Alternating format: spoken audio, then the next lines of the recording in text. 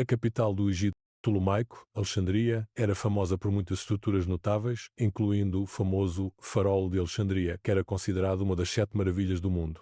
O farol de faros iluminava o caminho dos navios. O farol da cultura era a Biblioteca de Alexandria. Um grego corpulento e barbudo e um menino magro e moreno caminhavam pelas ruas de Racotis, um subúrbio de Alexandria também chamado de Cidade Velha. Era uma massa de ruas estreitas e emaranhadas, espremidas entre casas tortas e desarrumadas. Em uma delas eu servia o mestre da oficina de armeiro, um egípcio careca chamado Petossir, até que ele decidiu me vender para comprar um etíope forte. Era assim que me chamavam. Likin olhava para este mundo estranho com olhos arregalados. Senhor! Gritei para o meu novo dono. O grego continuou andando, não prestando atenção em mim. Parecia que ele não via nem ouvia nada, estando completamente absorto em seus próprios pensamentos. Às vezes ele parava e desenhava alguma figura no ar com o dedo, depois continuava andando novamente, de alguma forma, milagrosamente, não esbarrando nas pessoas que vinham em sua direção. Esta era a pessoa mais estranha que eu já tinha visto em minha curta vida. Senhor, repeti e puxei a borda do seu manto. O grego parou e me olhou com tanta atenção como se me visse pela primeira vez. Nunca me chame de senhor, disse ele após uma pausa. Não gosto dessa palavra. Como seus escravos o chamam então? Perguntei. Não tenho escravos, o grego respondeu e acrescentou com um sorriso astuto. Eu mesmo sou um escravo. Sim? Sou o escravo da biblioteca? Ele disse esta palavra, desconhecida para mim, com tanto orgulho que pensei. Esta biblioteca deve ser uma senhora muito nobre e talvez até mesmo a esposa do rei Ptolomeu. É verdade que eu tinha ouvido que a esposa de Ptolomeu se chamava Berenice, mas o egípcio a quem eu servia tinha 2 esposas, uma mais velha e uma mais nova, e o rei poderia ter 100 esposas. E a biblioteca é provavelmente a mais jovem e mais amada. E o que você queria me perguntar? Eu queria perguntar se sua casa fica longe. Mas se você mesmo é escravo, me diga, onde vive sua senhora? Ela vive no palácio? O grego respondeu brevemente e, como se esquecendo de minha existência, começou a murmurar algo consigo mesmo. Então eu estava certo. Pensei, satisfeito com a minha esperteza. Ela é uma rainha, e os escravos reais vivem melhor que outros. Eles não são sobrecarregados com trabalho, não são espancados com qualquer coisa. Veja, por exemplo, este grego. Ele é um escravo, mas se comporta como um homem livre. E seu manto é forte, e suas sandálias não estão gastas. Enquanto isso, entramos na Cidade Nova, como os habitantes de Racotis chamavam o distrito de Alexandria, que fazia fronteira com o mar e era habitado por gregos. A rua era tão larga que 2 carroças puxadas por cavalos podiam passar uma pela outra e ainda sobrava espaço para pedestres caminhando em ambos os lados da rua. Podiam-se ouvir idiomas de muitos países, grego, hebraico, egípcio, e que variedade de rostos e roupas. Sem sair de Alexandria podia-se ver todos os povos da terra. A praça em frente ao palácio estava pavimentada com pedra lisa e polida. Corri descalço por ela, sem medo de machucar os pés, mas só eu estava descalço. Outras pessoas usavam sandálias com belas fivelas ou botas feitas de couro fino. Elas não corriam, mas caminhavam, como me pareceu, devagar e solenemente, como se temessem perturbar a paz daqueles que viviam nesta casa enorme e bela. Poderia ter sido chamada não de palácio, mas de templo, porque as pessoas que viviam nele se consideravam não apenas governantes do Egito, mas também deuses, semelhantes àqueles que uma vez governaram este país. O guarda que protegia os portões do palácio usava armadura dourada. Mas o grego entrou pelos portões como se não houvesse guardas, e o guarda acenou para ele de forma amigável. E aqui estávamos atrás da parede que cercava o Cabo Real de todos os lados, como este lugar era chamado. À direita ficava um grande edifício, à esquerda um pouco menor. Foi para este que o grego dirigiu seus passos.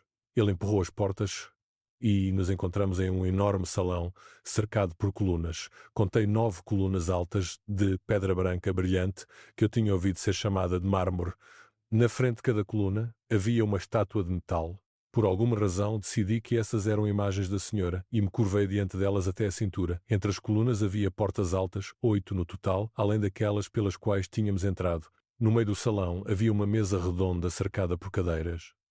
Suas costas eram tão altas que as pessoas sentadas nelas eram quase invisíveis. No entanto, podia-se ver folhas longas, semelhantes àquelas que o meu velho senhor usava para manter contas. Um dos que estava sentado esticou a cabeça por trás do encosto de sua cadeira e perguntou: quem você trouxe para nós, Eratóstenes? Entendi que meu companheiro se chamava Eratóstenes. Você precisa saber tudo, Zoilo. O grego respondeu ao estranho. O menino se chama Lycan. Ele vai lutar contra o pó. Venha, Lycan, disse Eratóstenes, colocando a mão no meu ombro. Vou explicar seus deveres para você. Nos aproximamos das portas entre duas colunas e, passando por elas, nos encontramos em uma sala alongada, uma parede da qual estava completamente forrada com armários. Meu velho senhor também tinha um armário, sempre trancado. Não me era permitido nem chegar perto dele e em 3 anos de serviço nunca descobri o que estava armazenado nele, mas esses armários não tinham portas e pareciam favos gigantes. De cada célula saía algum objeto que se parecia com uma aljava. Você já subiu em árvores? O grego perguntou de repente. Parei surpreso. Nunca tinha visto árvores em que se pudesse subir. Espere, disse Eratóstenes envergonhado. Continuo esquecendo que vivo no Egito, onde haveria grandes árvores aqui. No entanto, você conseguiria subir neste armário? Olhei o armário com os olhos. As aberturas para as aljavas eram como os degraus de uma escada. Conseguiria? Respondi. Isso é bom. Eratóstenes respondeu. Sua tarefa é limpar o armário e os tojos com um pano úmido. Você começará de baixo com o armário alfa, depois passará para o armário beta, depois para o terceiro armário, chama-se gama, depois passará para delta e epsilon, zeta e eta. E lembre-se, acrescentou após uma pausa, os estojos devem ser mantidos fechados e colocados de volta no lugar. A biblioteca exige ordem. Ele novamente pronunciou o nome da senhora com tanto respeito que decidi fazer tudo como o grego tinha dito. Provavelmente a biblioteca é uma mulher severa e valoriza muito essas aljavas ou estojos, como o grego chama. Aqui está água e um pano para você, mãos à obra, disse Eratóstenes, e eu tenho outros assuntos. E ele saiu correndo da sala, com agilidade surpreendente, para um corpo tão robusto. Sozinho, lancei um olhar para os armários confiados a mim e repeti em voz alta seus nomes estranhos: alfa, beta, gama, delta, epsilon, zeta, eta. É verdade que a palavra delta me era familiar. Significava triângulo e era usada para denotar o curso inferior do Nilo, que tinha a forma de um triângulo. Mas por que um armário quadrado é chamado de delta? Não conseguia entender isso. Molhando o pano na água, torci-o cuidadosamente e comecei a limpar ou lutar contra o pó, como Eratóstenes tinha dito. Havia realmente muito pó. Em alguns lugares estava numa camada sólida, em outros havia marcas de dedos e palmas nele. De tempos em tempos, escravos da biblioteca apareciam atrás de mim. Eram todos gregos barbudos. Contornando-me, eles se aproximavam deste ou daquele armário, pegavam uma aljava e saíam silenciosamente. Aquele que Eratóstenes tinha chamado de Zoilo também veio, bloqueando o caminho. Ele me disse e me beliscou dolorosamente. Rapidamente abri caminho para o escravo irritado e quando ele passou vi que tinha uma corcova nas costas. O corcunda foi até o armário Omicron e puxou uma aljava dele. Durante o dia ele veio muitas mais vezes, sempre a este armário. Sim, esta era uma casa estranha, onde pessoas estranhas viviam. Elas se dedicavam a negócios incompreensíveis para mim. Portanto, decidi que a senhora também era uma mulher incomum. Provavelmente ela é muito rica, se possui toda esta casa com um grande número de escravos, pensei, adormecendo. Se você gosta deste conteúdo, deixe o like e se inscreva no canal. Isso é muito importante para mim e me ajuda a continuar escrevendo novas histórias para vocês. Obrigado pelo apoio. Alguns dias se passaram e eu mesmo ri da minha ingenuidade. Entendi que biblioteca não era uma senhora, mas um lugar para guardar livros, porque as aljavas continham pergaminhos com obras de autores. Aprendi que os escultores diante das colunas de mármore retratavam patronas das ciências e artes que os gregos chamam de musas, daí o nome deste palácio, Museion. Além do salão para estudos e da biblioteca, tinha quartos para descanso e uma sala de jantar. As pessoas que eu inicialmente considerava escravos da biblioteca se revelaram homens eruditos, convidados para Alexandria de vários países do mundo grego. Todos eram mantidos pelo rei Ptolomeu, que se considerava um patrono das ciências. Em outras palavras, Eratóstenes estava brincando naquela hora, porque pessoas sérias também entendem de brincadeiras. Ou talvez não fosse brincadeira alguma, porque o grego dedicava toda a sua vida à biblioteca e trabalhava nela incansavelmente, como o mais diligente escravo, e ele realmente não gostava da palavra senhor e, de fato, não tinha escravos. Quanto aos nomes dos armários, eles se revelaram letras gregas. No armário alfa estavam obras daqueles escritores e eruditos cujos nomes começavam com a primeira letra do alfabeto e, de fato, a própria palavra alfabeto vem da combinação das duas primeiras letras alfa e beta. Aprendi rapidamente a distinguir as letras do alfabeto e, com a ajuda de Eratóstenes, a ler também. No meu tempo livre do trabalho, eu pegava pergaminhos daqueles escritores que Eratóstenes chamava de os melhores. Meus parceiros de conversa se tornaram Esopo, Heródoto, Ésquilo e dezenas de outros gregos zombeteiros e sérios. Era maravilhoso que todos eles tivessem suas próprias vozes. Essas vozes soavam dentro de mim e era impossível confundi-las. Sem sair da biblioteca, vi as estepes e as florestas da Índia, visitei Atenas e Babilónia, Siracusa e Cartago e até mesmo aquelas cidades que já não existiam mais. Uma vez fui a Racotis para ver velhos amigos. Eles me bombardearam com perguntas sobre como eu estava vivendo, se os gregos estavam me ofendendo. Contei-lhes brevemente sobre a minha vida, mas parecia que eles não me entendiam e acrescentei: eles não me batem. Só uma vez alguém levantou a mão contra mim. Você vê, disse um velho egípcio, gregos continuam gregos. Já é hora de incendiar o palácio deles e expulsá-los todos com fogo. Dei um passo para trás, meus olhos se inflamaram de raiva e disse, enfatizando cada palavra: não se atreva a falar assim, a biblioteca está lá. As palavras saíram de mim com tanta força que eu mesmo me assustei. Mas não poderia ter agido de outra forma? Alguém tinha insultado a coisa mais preciosa na minha vida. Que tipo de biblioteca? Perguntou o egípcio surpreso. Aquela onde toda a sabedoria do mundo está reunida, respondi. E o que isso tem a ver com você? Outro perguntou zombeteiramente. Você é apenas um escravo. Sim, sou um escravo, disse com orgulho. Um escravo da biblioteca. Quando voltei ao museu, Eratóstenes me olhou atentamente. Você mudou, Lycan? Ele disse. E isso é bom. A biblioteca muda todos que verdadeiramente a servem. Eu não entendia completamente suas palavras então, mas sentia que algo importante estava acontecendo comigo. Os pergaminhos que eu lia diariamente não eram apenas coleções de palavras, eram vozes vivas de pessoas que tinham pensado, sofrido, se alegrado e buscado a verdade séculos antes do meu nascimento. Um dia, enquanto limpava o armário Theta, derrubei acidentalmente um pergaminho. Enquanto o colocava de volta, meus olhos caíram nas primeiras linhas. Era um poema de um poeta cujo nome eu ainda não conseguia ler bem, mas as palavras me cativaram. A mente que uma vez aprendeu a duvidar nunca mais acreditará cegamente. Fiquei muito tempo parado segurando o pergaminho em minhas mãos. Essas palavras pareciam dirigidas diretamente a mim. Eu havia realmente aprendido a duvidar das explicações simples que me satisfaziam antes. Encontrou algo interessante?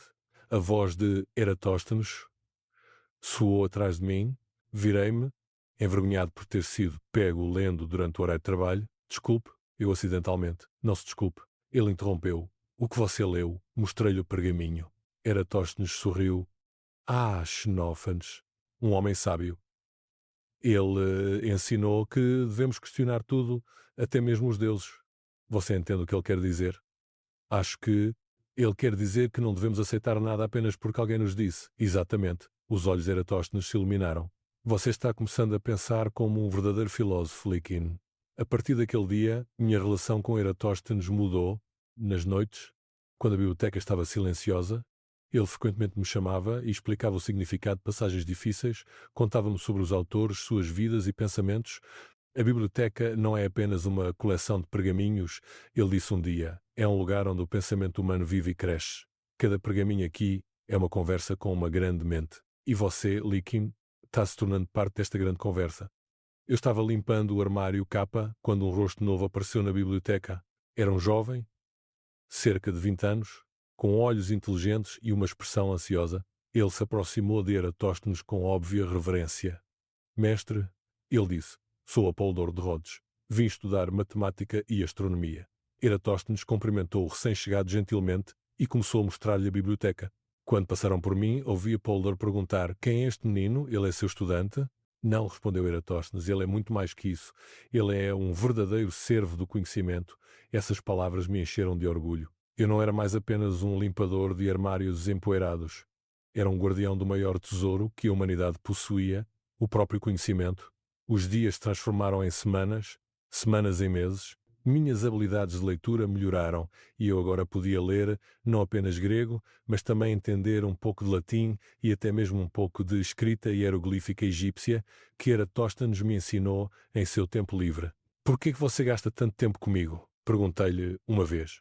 Eratóstenes ficou silencioso por um momento, olhando para o porto onde navios de todo o Mediterrâneo atracavam. Porque vejo em você o que uma vez fui, ele disse finalmente. Uma mente faminta, ávida por conhecimento. A biblioteca precisa de tais pessoas, Lycan. Não apenas eruditos de famílias nobres, mas qualquer um que verdadeiramente ama a sabedoria. Mas eu sou apenas um escravo. É mesmo? Ele perguntou com um sorriso. Quem possui sua mente? Lycan. Quem controla seus pensamentos? Pensei sobre esta pergunta por muito tempo. De fato, ninguém podia possuir meus pensamentos. Em minha mente, eu era livre para viajar para qualquer país, para falar com qualquer filósofo, para explorar qualquer ideia. Entendo, disse baixinho. No sentido mais importante, sou livre. Agora você verdadeiramente entende o que significa ser um escravo da biblioteca, disse Eratóstenes. Servimos não a um senhor, mas à própria verdade. Naquela noite, enquanto estava deitado em minha cama, simples, nos aposentos dos servos, pensei sobre minha vida. Apenas alguns meses atrás eu era um menino ignorante, servindo numa oficina de armas, não sabendo nada além das ruas estreitas de Racotis. Agora, todo o mundo do conhecimento humano estava se abrindo diante de mim.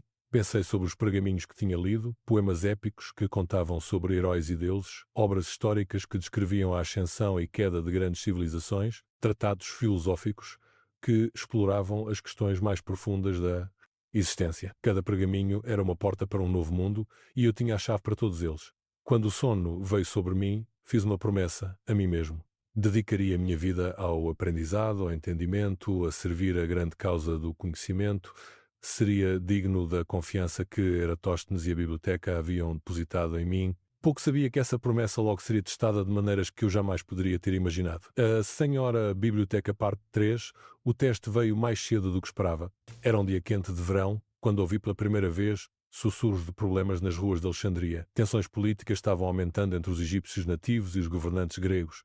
Alguns falavam de rebelião, outros de medidas duras do palácio. Eu estava trabalhando na biblioteca, limpando cuidadosamente os pergaminhos do armário mu, quando Zoilo se aproximou de mim. Seu zombaria habitual foi substituída por algo que parecia quase preocupação. Menino, ele disse baixinho, há rumores na cidade. Dizem que os egípcios estão planejando atacar o bairro do palácio. Se isso acontecer, você deve saber, você é um de nós agora. Você serve à biblioteca. Assenti, não entendendo completamente o que ele queria dizer. Mas conforme os dias passaram, a atmosfera em Alexandria ficou mais tensa. Navios no porto hasteavam bandeiras de emergência, comerciantes fechavam suas lojas mais cedo e grupos de homens furiosos se reuniam nas praças de Racotis. Uma noite, enquanto caminhava de volta ao museu depois de um recado na cidade, fui parado por um grupo de jovens egípcios. Reconheci um deles, Keti, que tinha trabalhado ao meu lado na oficina de Petosir. Likin, ele gritou, estávamos procurando por você. Amanhã à noite, atacaremos os opressores gregos. Vamos queimar seu precioso palácio e expulsá-los para o mar. Isso inclui sua biblioteca, acrescentou outro com um sorriso cruel. Todos esses pergaminhos farão excelente lenha. Meu sangue gelou. A biblioteca, com todos os seus pergaminhos insubstituíveis, seus séculos de sabedoria acumulada, sua voz do conhecimento humano, destruída para sempre, o pensamento era insuportável. Vocês não podem fazer isso? Disse tentando manter minha voz firme. A biblioteca pertence a toda a humanidade, não apenas aos gregos. Escutem-no, riu Keti. O menino escravo se tornou mais grego que os próprios gregos. Não sou grego, respondi firmemente. Sou egípcio, como vocês, mas também sou algo mais. Sou um servo do conhecimento. E o conhecimento não tem nacionalidade. Palavras bonitas, zombou o líder do grupo. Mas quando o fogo queimar, seu precioso conhecimento se transformará em cinzas como tudo mais. Eles me deixaram parado lá, abalado até o âmago. Tinha que avisar a biblioteca, tinha que protegê-la de alguma forma. Mas como um jovem escravo poderia resistir a toda uma rebelião? Corri de volta ao museu o mais rápido que minhas pernas me permitiam. Encontrei Eratóstenes em seu estudo, trabalhando à luz de uma lâmpada, em cálculos que cobriam vários pergaminhos. Mestre, ofeguei, esquecendo sua aversão ao título, na minha urgência, haverá um ataque amanhã à noite. Eles planejam queimar a biblioteca. Eratóstenes levantou os olhos do seu trabalho, seu rosto grave. Eu sei, ele disse calmamente, recebemos avisos do palácio. Os guardas do rei Ptolomeu estão preparando defesas, mas e os pergaminhos? E a biblioteca? Alguns pergaminhos serão movidos para a segurança, ele respondeu, mas a maioria terá que permanecer aqui e confiar nos deuses. Deve haver algo mais que possamos fazer, insisti. Eratóstenes se levantou e colocou as mãos nos meus ombros. Lycan, você se lembra do que eu lhe ensinei sobre a natureza do conhecimento? que ele existe não apenas em pergaminhos, mas nas mentes das pessoas. Recitei, exatamente. A verdadeira biblioteca não é este prédio, esses armários, esses pergaminhos. A verdadeira biblioteca está aqui. Ele tocou sua têmpora e aqui ele apontou para a minha cabeça e nas mentes de todos que aprenderam com esses textos. Você quer dizer que mesmo se eles queimarem cada pergaminho ou jame, conhecimento vive em nós. Nós somos a biblioteca, Lycan. Somos seus guardiões e seu futuro. Naquela noite, não consegui dormir. Vaguei pelos corredores do museu, olhando para os armários familiares, tocando os pergaminhos que tinha chegado a conhecer tão bem. Cada um representava anos ou décadas de pensamento e criatividade humana. Como poderiam ser destruídos em uma única noite de loucura? Quando o amanhecer se aproximou, tomei uma decisão que mudaria minha vida para sempre. Não ficaria simplesmente parado assistindo. Se o conhecimento era verdadeiramente imortal, como Eratóstenes ensinava, então cabia àqueles que o amavam assegurar sua sobrevivência. Comecei a visitar sistematicamente cada armário, não para limpar, mas para memorizar. Havia descoberto ao longo dos meses que possuía um dom incomum, podia lembrar de passagens inteiras depois de lê-las, apenas algumas vezes. Agora usava esta habilidade como nunca antes. Memorizei as linhas de abertura da Ilíada, os argumentos lógicos de Aristóteles, as observações geográficas de Heródoto, os princípios matemáticos de Euclides. Hora após hora, comprometia a memória tanto quanto podia reter. Outros eruditos, notando minha atividade, começaram a entender o que eu estava fazendo. Alguns se juntaram a mim, recitando passagens importantes em voz alta para fixá-las em suas memórias. A biblioteca, normalmente tão silenciosa e contemplativa, ficou cheia do som de vozes, preservando conhecimento através do método mais antigo de todos, a memória humana. Quando a noite chegou, podíamos ver o brilho de tochas se reunindo em racotis. O som de vozes furiosas carregou no ar noturno. A rebelião havia começado. Os guardas de Ptolomeu tomaram suas posições ao redor do bairro do palácio. Os eruditos se reuniram no salão principal do museu, alguns segurando seus pergaminhos mais preciosos, outros de mãos vazias, mas com mentes cheias de sabedoria memorizada. O que quer que aconteça esta noite, Eratóstenes se dirigiu a nós. Lembrem-se disso. Somos os herdeiros de séculos de pensamento humano. Carregamos dentro de nós as vozes de poetas e filósofos, matemáticos e historiadores. Enquanto vivermos, eles vivem. Enquanto nos lembrarmos, eles não são esquecidos. O ataque, quando veio, foi rápido e feroz. Podíamos ouvir o choque de armas, os gritos de homens lutando, o crepitar de chamas na direção do palácio, mas o próprio museu foi poupado. Talvez os rebeldes reconhecessem seu valor, ou talvez os guardas fossem mais eficazes do que esperávamos. Pela manhã, a rebelião havia acabado. Muitos haviam morrido, mas a biblioteca sobreviveu. Quando caminhei pelos seus corredores na luz do amanhecer, percebi que não era mais a mesma pessoa que havia entrado por essas portas meses atrás, como um menino escravo e ignorante. Havia-me tornado algo novo, uma biblioteca viva, um repositório humano de conhecimento. Os pergaminhos ao meu redor eram preciosos, mas não mais preciosos que a sabedoria que agora carregava em minha mente e coração. Você saiu bem ontem à noite? Disse Eratóstenes, encontrando-me parado diante do armário alfa, onde tudo começou. Fiz o que tinha que fazer, respondi, o que a biblioteca exigiu de mim. E agora? O que fará agora? Olhei ao redor para os armários familiares, os eruditos retornando ao seu trabalho, o sol da manhã entrando pelas janelas no chão de mármore. Agora continuo a servir, disse, porque entendo, finalmente, o que você quis dizer quando se chamou de escravo da biblioteca. Não é a escravidão, é a mais alta forma de liberdade, a liberdade de servir algo maior que você mesmo. Eratóstenes sorriu, o mesmo sorriso orgulhoso que me havia dado no primeiro dia quando provei que podia subir no armário. Sim, Lycan, ele disse. Agora você verdadeiramente entende. Bem-vindo à Biblioteca Eterna, aquela que nunca pode ser destruída, porque vive dentro de nós. E assim continuei meu serviço, não mais como um mero limpador de pergaminhos empoeirados, mas como um guardião do próprio conhecimento humano. A biblioteca me havia tornado livre, e em minha liberdade, escolhi servi-la para sempre. A senhora biblioteca, parte de 4 anos, passaram como páginas virando em um manuscrito antigo. Cresci de menino para jovem homem, e minha compreensão da verdadeira natureza da biblioteca se aprofundou a cada estação que passava. A rebelião havia sido apenas uma das muitas provações que testaram nossa dedicação à preservação do conhecimento. Sob a orientação de Eratóstenes, aprendi não apenas a ler e memorizar, mas a pensar criticamente sobre o que aprendi. Comecei a entender as conexões entre diferentes campos do conhecimento, como a matemática se relacionava com a astronomia, como a história informava a filosofia, como a poesia capturava verdades que meros fatos não podiam expressar. Uma manhã de outono, Eratóstenes me chamou ao seu estudo. Ele havia envelhecido visivelmente nos últimos anos, e eu podia ver o peso de suas responsabilidades nas rugas ao redor de seus olhos. Lycan, ele disse, tenho algo importante para discutir com você. O rei Ptolomeu ficou impressionado com relatórios sobre sua dedicação e habilidades. Ele ofereceu-lhe conceder sua liberdade e patrocinar sua educação como um erudito completo do museu. Sentei em silêncio atônito. Liberdade, o sonho de todo escravo, estava sendo oferecida a mim. Mas estranhamente senti não alegria, mas confusão. O que isso significaria? Perguntei finalmente. Significaria o reconhecimento do que você já se tornou? Eratóstenes respondeu. Você teria o status e privilégios de um erudito livre, poderia perseguir qualquer área de estudo que lhe interessasse, poderia até mesmo deixar Alexandria se quisesse, para estudar em Atenas, ou Rhodes, ou qualquer lugar no mundo grego. E se eu recusar? Eratóstenes pareceu surpreso. Por que recusaria? Isso é o que todo escravo educado sonha. Levantei-me e caminhei até a janela, olhando para o porto, onde navios de terras distantes traziam novos pergaminhos e novas ideias para a nossa biblioteca. Porque, disse lentamente, elaborando meus pensamentos enquanto falava, aprendi que a verdadeira liberdade não é sobre status legal ou reconhecimento social, é sobre escolher o que servir. E eu já escolhi. Você permaneceria escravo por escolha? Permaneceria o que sempre fui, um servo do conhecimento. Se sou legalmente livre ou preso, não faz diferença para a minha verdadeira vocação. Eratóstenes ficou quieto por um longo momento. Então sorriu e vi em seus olhos o mesmo orgulho que havia mostrado quando primeiro subi no armário para limpar os pergaminhos. Você aprendeu a lição mais profunda que a biblioteca pode ensinar. Ele disse que a sabedoria reside não no que possuímos, mas no que nos possui. Permaneci em minha posição humilde, mas meu papel na biblioteca continuou a evoluir.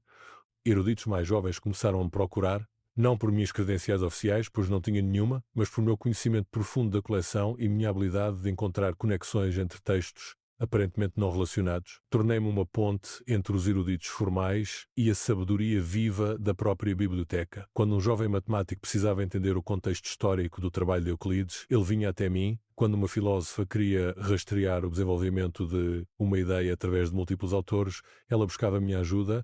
Quando Apolodoro, agora um astrônomo realizado, precisava encontrar observações antigas de fenómenos celestiais, eu podia guiá-lo exatamente aos pergaminhos certos. Um dia, um novo erudito chegou de Atenas, uma jovem mulher chamada Hipátia, cuja reputação como matemática já havia chegado a Alexandria. Diferentemente de muitos dos eruditos homens, ela não me dispensou como meramente um servo, mas reconheceu imediatamente que eu possuía conhecimento que não podia ser encontrado em nenhum pergaminho único. Você é a memória da biblioteca? Ela disse durante a nossa primeira conversa. Você mantém em sua mente não apenas o conteúdo desses pergaminhos, mas suas relações entre si, seu lugar na grande conversa do pensamento humano. Tento servir essa conversa. Respondi modestamente, não. Ela disse firmemente. Você é parte dessa conversa? Suas percepções, suas conexões, sua compreensão, essas coisas se somam à soma do conhecimento humano tão certamente quanto qualquer tratado formal. Suas palavras me deram uma nova perspectiva sobre meu papel. Comecei a ver que meus anos de serviço humilde me haviam dado algo único, uma visão abrangente do conhecimento humano que nenhum especialista, por mais brilhante que fosse, poderia possuir. Comecei a escrever minhas observações e percepções, não no estilo formal de tratados académicos, mas como reflexões pessoais sobre os padrões que via emergindo da vasta coleção de pensamento humano. Escrevi sobre os temas recorrentes que apareciam em diferentes culturas e séculos, sobre as perguntas que cada geração parecia compelida a fazer, sobre a evolução das ideias através do tempo e espaço. Esses escritos começaram a circular entre os eruditos, copiados e compartilhados informalmente. Fiquei espantado ao descobrir que outros encontravam valor em minhas observações simples, que minha perspectiva como servo da biblioteca me havia dado percepções que não estavam disponíveis àqueles que abordavam conhecimento de posições, de poder e privilégio. Uma noite, enquanto trabalhava tarde na biblioteca, encontrei Zoilo, o erudito corcunda que uma vez me beliscara por bloquear seu caminho. Ele estava agora muito velho, seu rosto marcado por anos de estudo. Você sabe, menino, ele disse, devo a você um pedido de desculpas.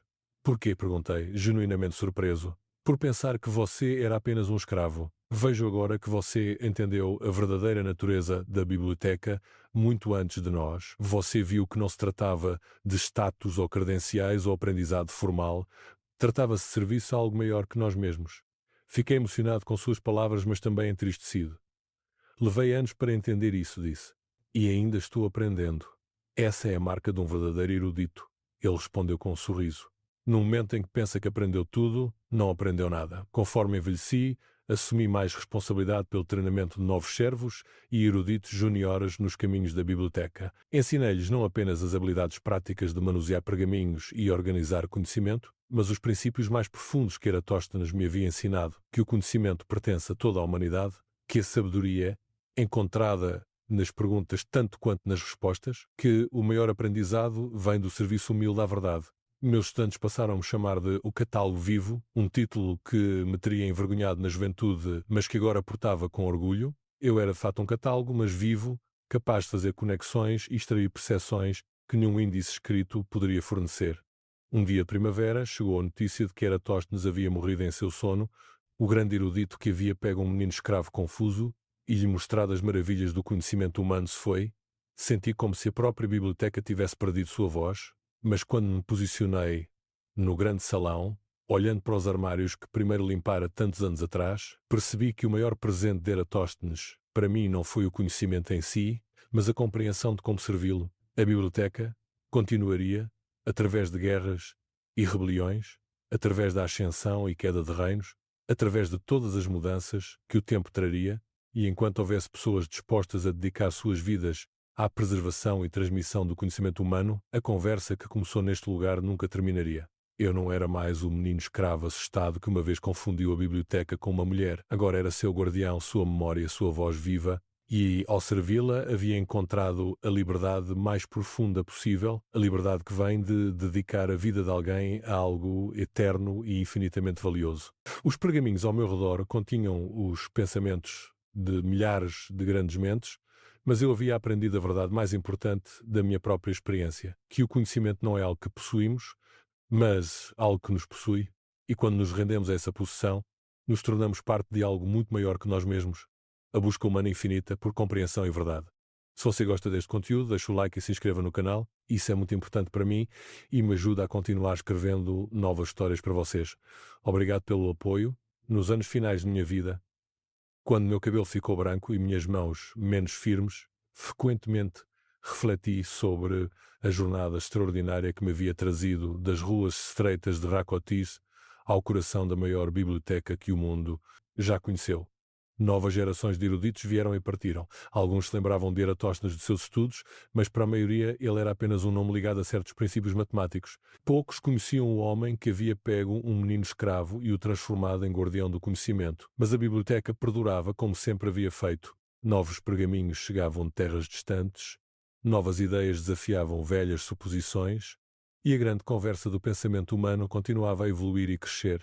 Havia treinado dezenas de sucessores ao longo dos anos, transmitindo não apenas o conhecimento prático de organizar e preservar pergaminhos, mas a compreensão mais profunda do que significava servir algo maior que si mesmo. Alguns eram escravos, como eu havia sido, outros eram eruditos nascidos livres, mas todos compartilhavam a mesma fome por conhecimento e a mesma dedicação à sua preservação. Uma de minhas melhores estudantes era uma jovem egípcia chamada Merit, que havia nascido livre, mas escolheu trabalhar na biblioteca por seu amor por textos antigos. Ela havia aprendido a ler hieroglíficos, egípcio, demótico, grego e latim, tornando-a inestimável para preservar a sabedoria egípcia nativa que estava sendo cada vez mais esquecida conforme a cultura grega dominava Alexandria. Mestre Laikin, ela me disse um dia há muito tempo, eu havia desistido de protestar contra o título. Tenho pensado sobre algo que você me ensinou, que o conhecimento não tem nacionalidade. Mas não há algo valioso em preservar a sabedoria distinta de cada cultura? Era exatamente o tipo de pergunta que me fazia orgulhar de ser seu professor. O que você pensa? Perguntei, à maneira socrática que Eratóstenes me havia ensinado. Acho, ela disse cuidadosamente, que o conhecimento é como um grande rio alimentado por muitos riachos. Cada cultura contribui com suas próprias águas, mas todas fluem juntas em direção ao mesmo destino. Compreensão. E qual é esse destino? Verdade. Ela respondeu sem hesitação. Não verdade parcial, não a verdade como vista de uma perspectiva, mas a verdade mais completa que mentes humanas podem alcançar quando trabalham juntas através de todas as fronteiras. Sorri, sentindo a satisfação que vem de ver um estudante superar seu professor.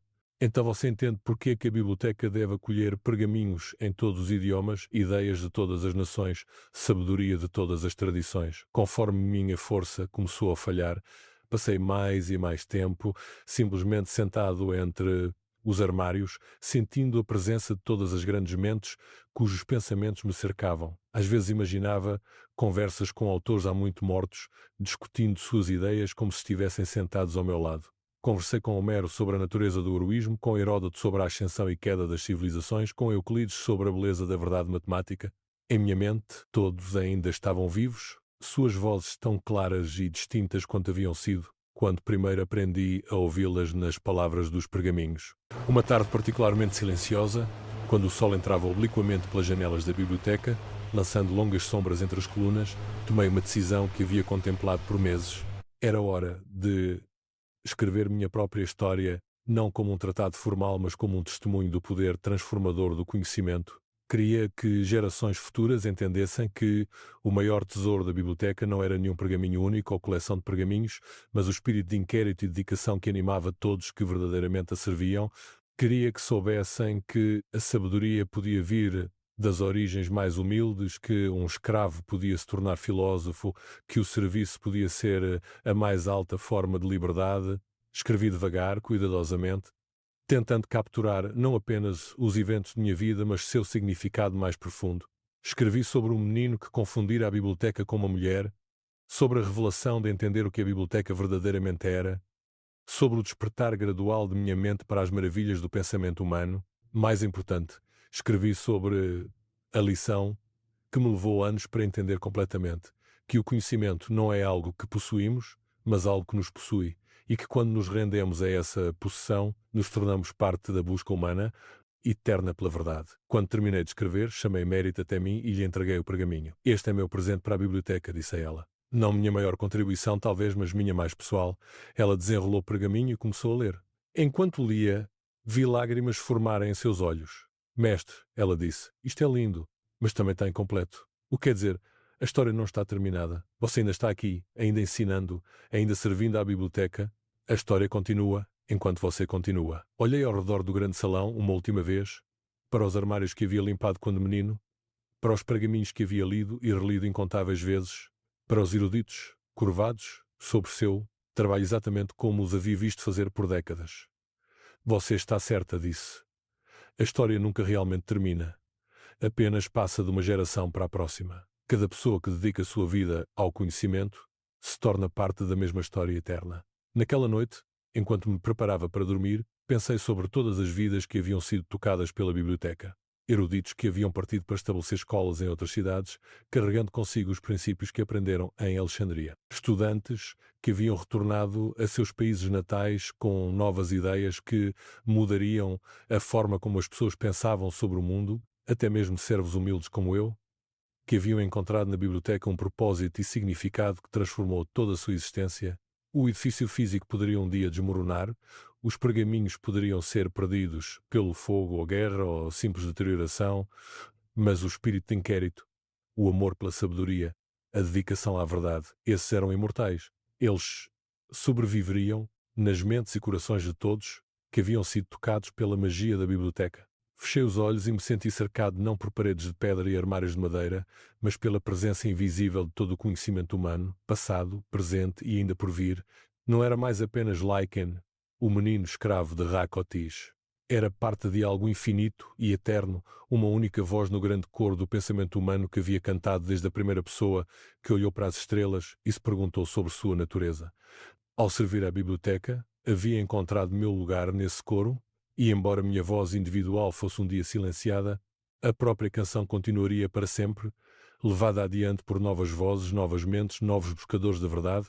Este era meu legado, nosso legado, não qualquer descoberta ou conquista particular, mas a participação na busca humana infinita para entender a nós mesmos e nosso mundo. Éramos todos servos dessa busca, todos escravos dessa obsessão magnífica com conhecimento e verdade, e nesse serviço havíamos encontrado a liberdade mais profunda de todas, a liberdade de ser parte de algo muito maior que nossos celos individuais, algo que sobreviveria a impérios e civilizações e talvez até mesmo à própria humanidade. A senhora biblioteca havia de fato sido uma grande senhora para servir, ela havia exigido tudo de nós, nosso tempo, nossa energia, nossa devoção, nossas vidas, mas em troca ela nos havia dado algo além do preço. O conhecimento de que nossas vidas tinham significado, que nosso trabalho tinha valor, que éramos parte da maior aventura da história humana, a aventura de aprender e entender. Quando o sono me levou naquela noite, sussurrei uma oração de gratidão a quaisquer deuses que pudessem estar ouvindo, agradecendo-lhes pelo privilégio de ter servido na maior biblioteca que o mundo já conheceu e por ter aprendido o verdadeiro significado da liberdade através de uma vida de servidão voluntária ao conhecimento e à verdade. Merit me encontrou na manhã seguinte, em paz em meu sono, com um leve sorriso no rosto. Ela disse depois que eu parecia um homem que havia completado um grande trabalho e estava satisfeito com o que havia realizado.